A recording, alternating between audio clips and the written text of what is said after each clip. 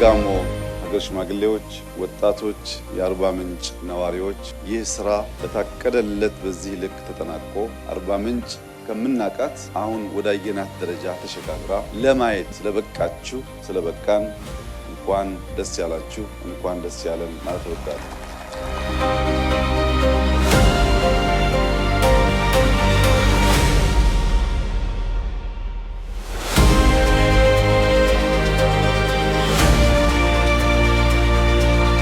አርባ ምንጭ በተፈጥሮ የነበራትን ውበት አንድ ስቴፕ ወደፊት ከፍ የሚያደርገው ትናንት ያየነው ሳቅ ነው። ተራሮች ይስቃሉ፣ አዛውንቶች ይስቃሉ፣ ሕፃናት ይስቃሉ። አርባ ምንጭ ስቃ ሳቅ አስተጋብታ ፍቅር ዘርታ የዋለችበትን የትናንትናውን ውሏችንን ስንመለከት ጥቂት ስራ፣ ጥቂት ድካም፣ ጥቂት መልካም ዘር የዜጎቻችንን ልቦና በምን ያክል ደረጃ እንደሚነካ ያየንበት ሳቅ ደስታ የተጋራንበት ዕለት ነበርና በድጋሚ ሳቃችሁ እንዳይወሰድባችሁ፣ ደስታችሁ እንዳይወሰድባችሁ በትናንትናው ሳትረኩ አዳዲስ ድል፣ አዳዲስ ሳቅ ማምጣት የምትችሉ እንድትሆኑ አደራ ልላችሁ ፈልጋለሁ።